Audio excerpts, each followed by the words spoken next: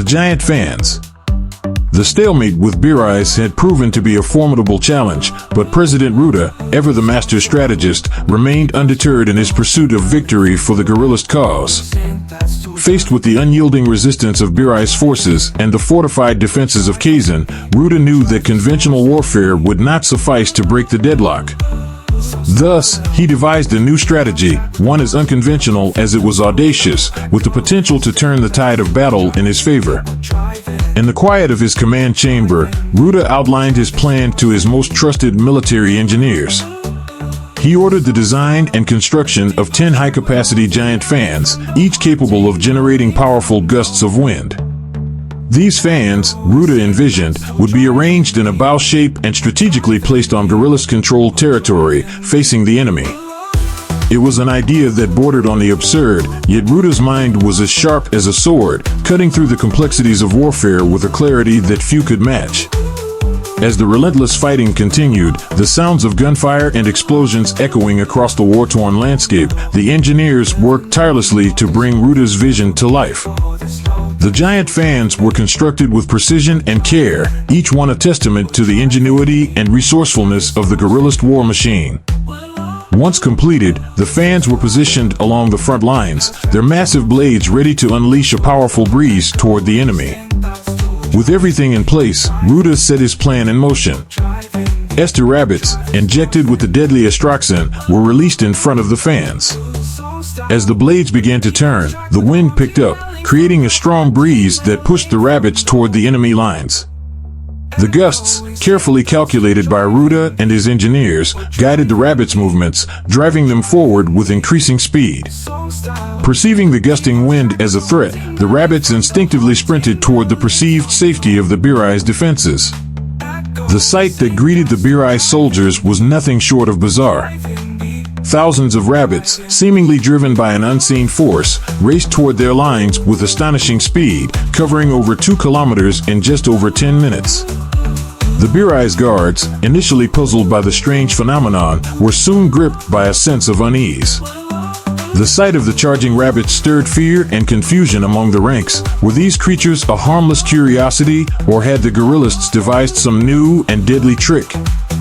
Unsure of how to react, the Birais soldiers hesitated. Their instincts, honed by months of brutal warfare, warned them to be cautious, but hunger gnawed at their bellies, and the temptation to capture the rabbits for food was strong. As they debated their next move, the rabbits continued their relentless advance, driven forward by the unyielding force of the wind.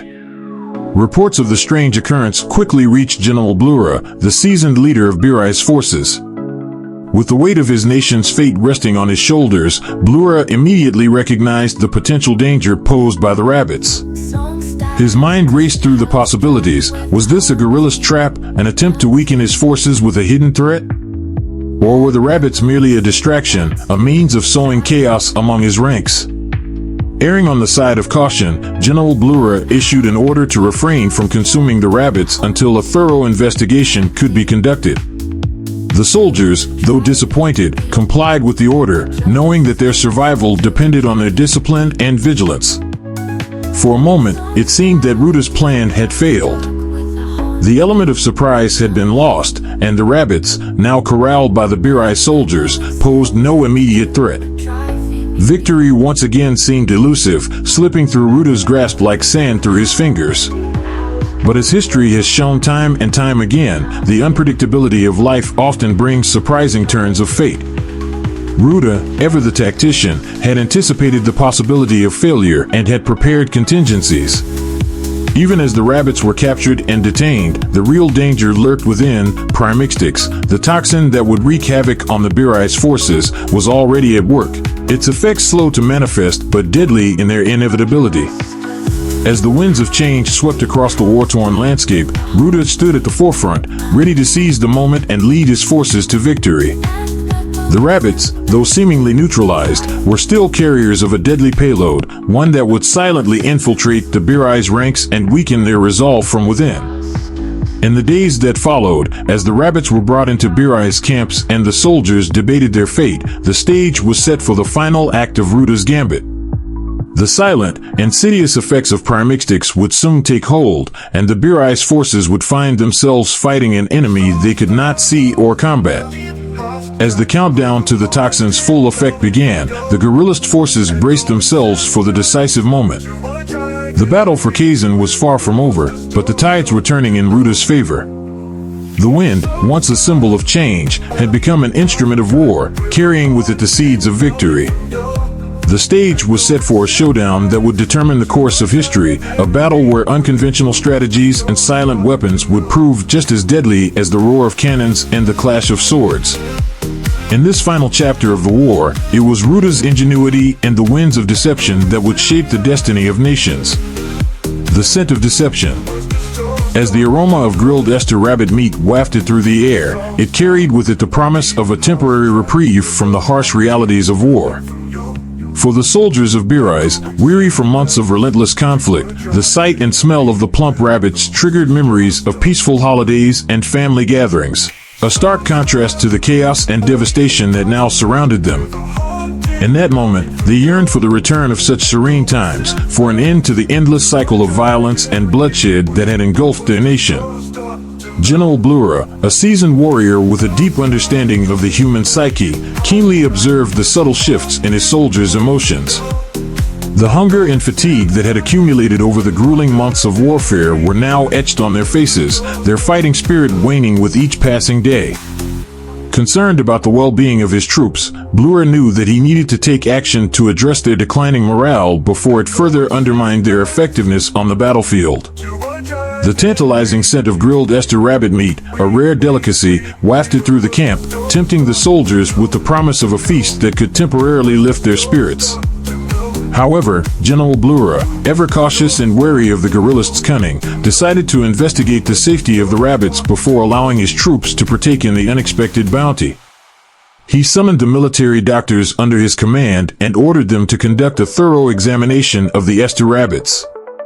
The doctors meticulously tested the rabbits for any signs of toxins or hidden dangers, aware that the guerrillists were known for their ruthless and unconventional tactics.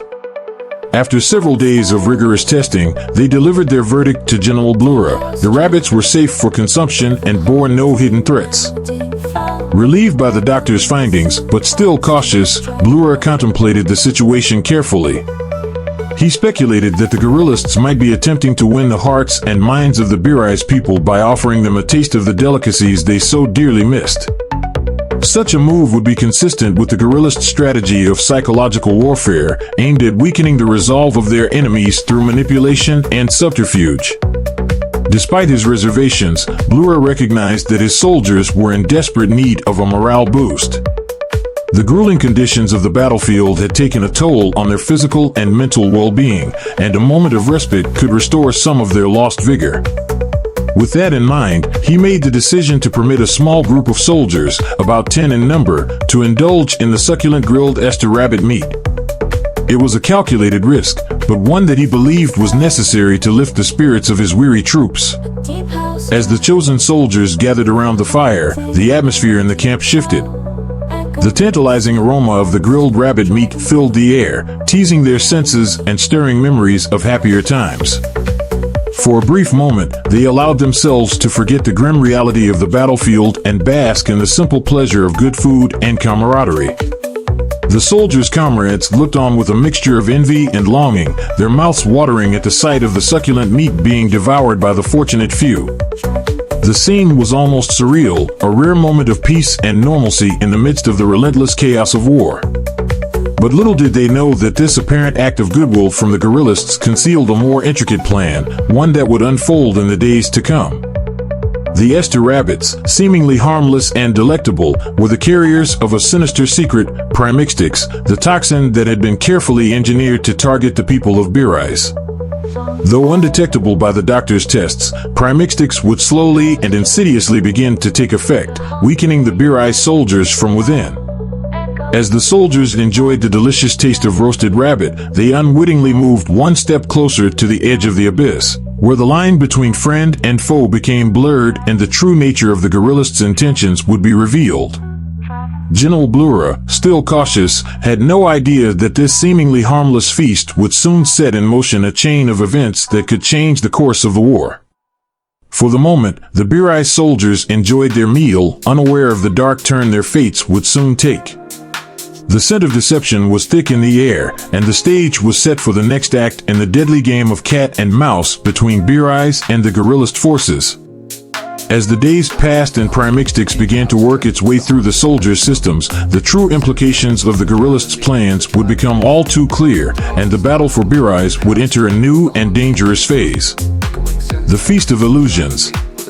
As the 10 chosen soldiers reveled in the delightful taste of Esther rabbit meat, their enjoyment seemed to stretch into eternity. The succulent flavors brought a temporary reprieve from the persistent hunger that had gripped them, a brief moment of respite amidst the chaos of war. For those precious moments, they were able to forget the horrors of the battlefield and indulge in the simple pleasure of good food. General Blura, ever the vigilant leader, observed the chosen soldiers with a watchful eye. Over the next few days, he detected no adverse effects among the fortunate few, prompting him to extend the privilege to another 100 soldiers. It was a decision made with cautious optimism, a calculated risk taken in the hopes of boosting morale and lifting the spirits of his weary troops.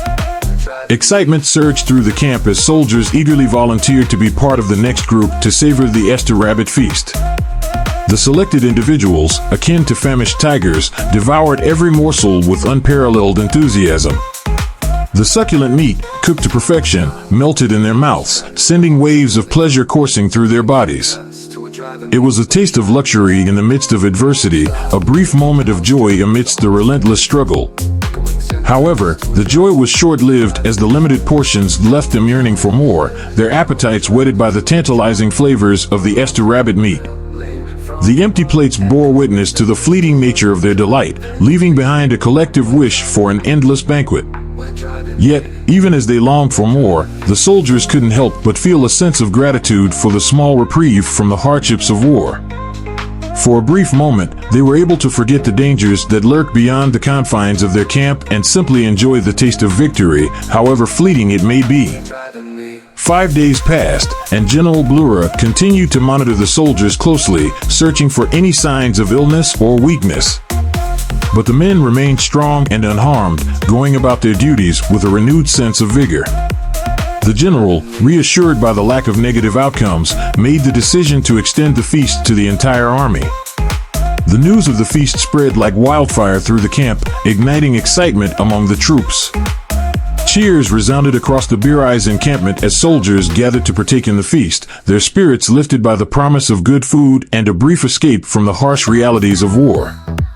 Those stationed on the front lines, battling in the trenches, yearned for their turn to experience the taste of victory in the form of Esther rabbit meat. But amidst the jubilation, General Blura remained cautious. Though satisfied with the initial outcomes, he chose not to partake in the feast himself, wary of the possibility that hidden dangers lurked beneath the surface. The memories of previous encounters with guerrillist cunning weighed heavily on his mind, reminding him that even the simplest pleasures could be traps laid by a wily enemy. On the opposing front, President Ruda observed the unfolding events with a sense of satisfaction. The plan, hatched in secrecy and executed with precision, was beginning to bear fruit. The Esther rabbits, not the countless soldiers or advanced weaponry, were emerging as the game changers in the conflict.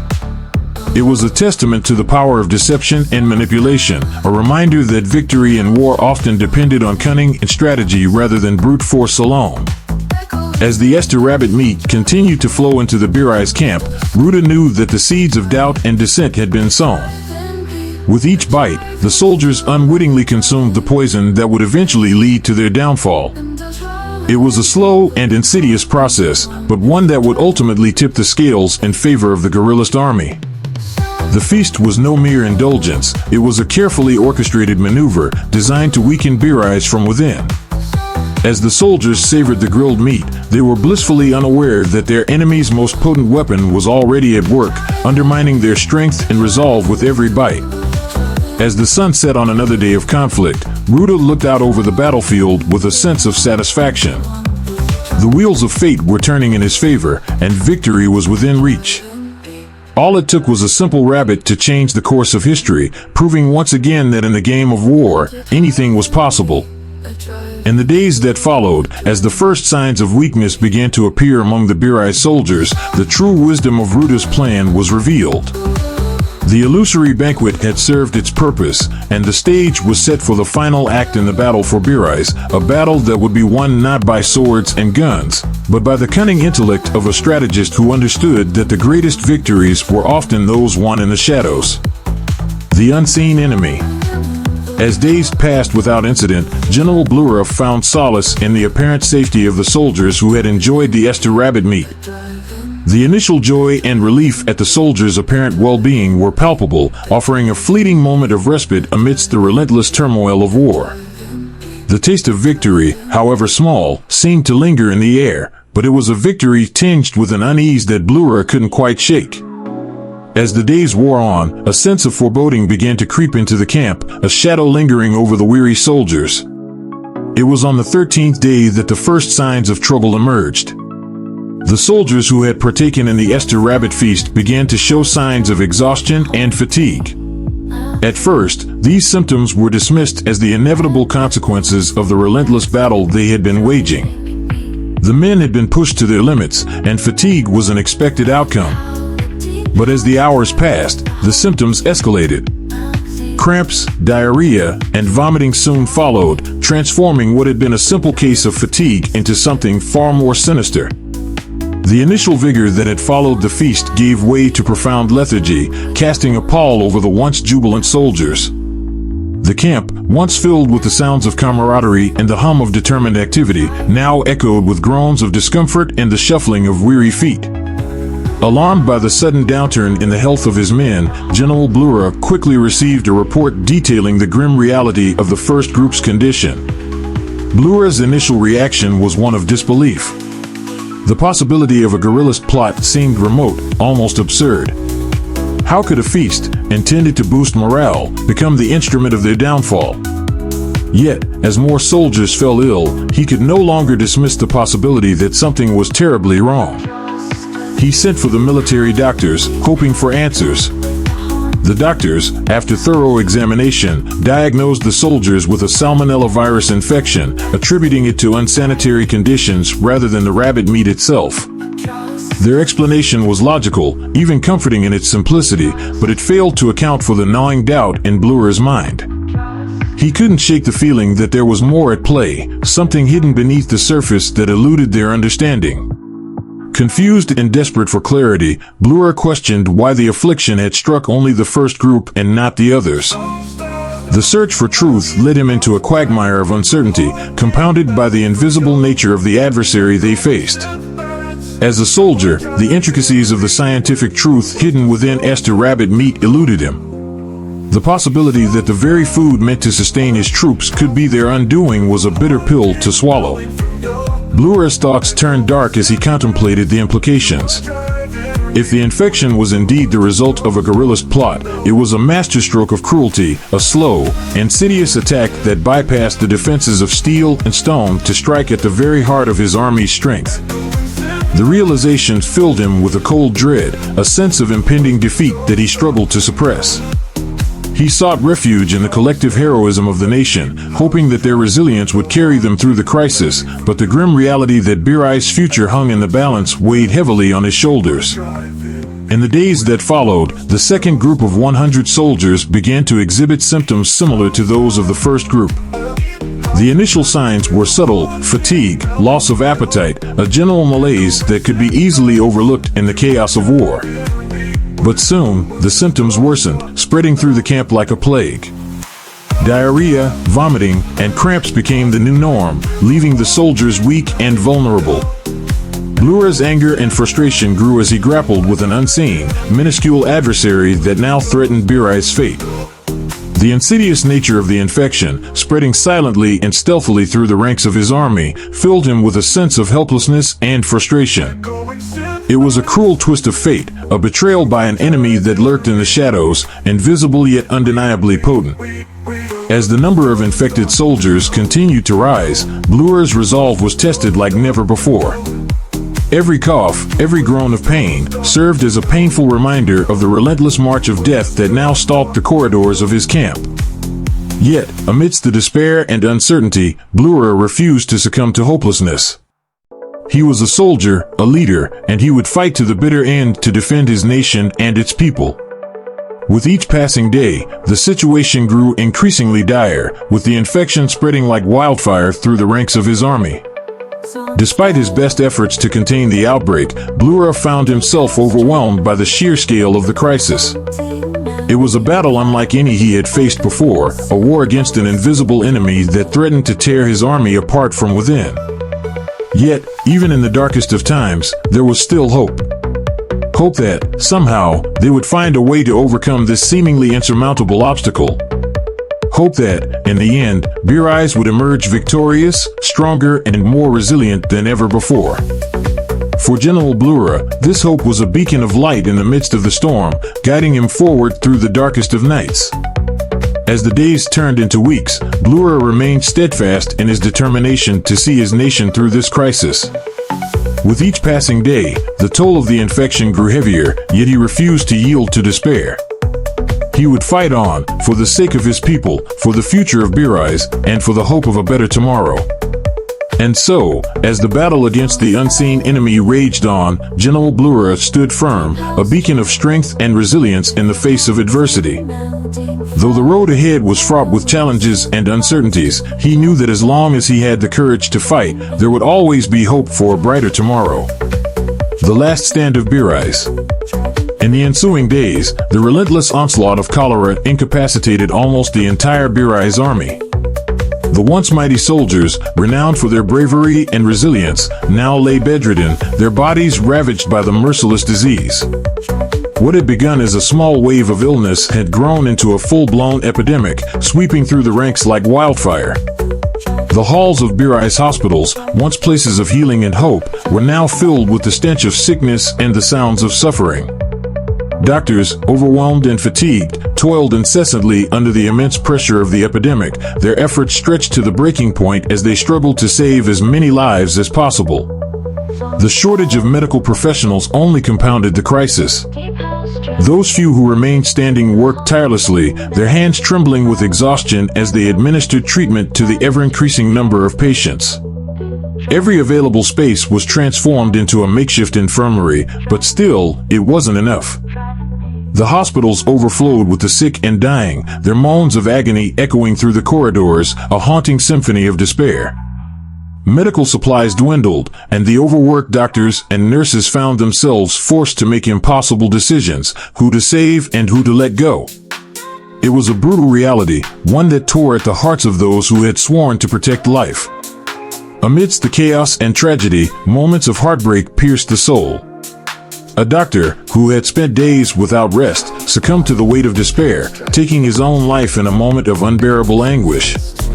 His death sent shockwaves through the medical staff, a stark reminder of the toll that war exacts not only on the body but on the mind and spirit as well. The very people tasked with saving lives were themselves being destroyed by the horrors they witnessed daily.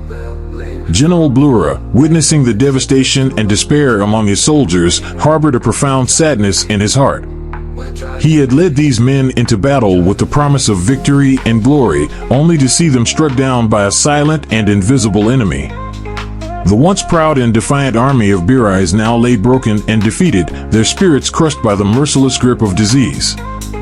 Blura's heart ached for every life lost, every dream shattered. As he surveyed the grim reality unfolding before him, Blura glimpsed the imminent defeat and impending destruction of Beer Eyes.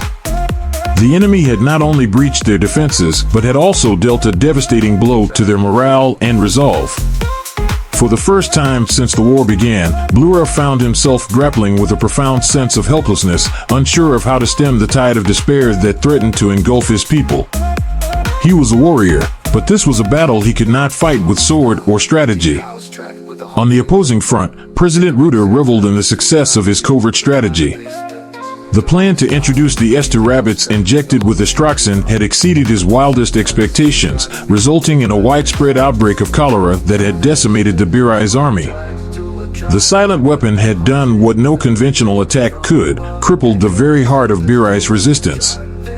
With their ranks depleted and their morale shattered, the Birai soldiers were now easy prey for the advancing guerrillist forces. Ordering the guerrillist army to launch a vigorous assault, Ruda watched with satisfaction as they penetrated deep into Birai's weakened defenses. The once formidable city of Kazan now lay vulnerable before them, its streets echoing with the sounds of gunfire and explosions as the two sides clashed in a desperate struggle for survival. General Blura, faced with the grim reality of impending defeat, declared a steadfast defense, vowing to fight to the death to protect his homeland. Despite the overwhelming odds stacked against them, the soldiers of Birai refused to surrender. Their heroism and unwavering determination manifested in an increased deployment of mines throughout the capital, Kazan. Blura knew that if they were to fall, they would do so on their own terms, ensuring that the enemy would have nothing to gain from their victory. The number of mines tripled as Birai aimed to leave their city in ruins. They chose a path of no retreat, embracing death as a testament to their heroic sacrifice and unwavering loyalty to their nation. For Blura and his men, there was no alternative. They would fight until their last breath, even if it meant turning Kazan into a city of ghosts.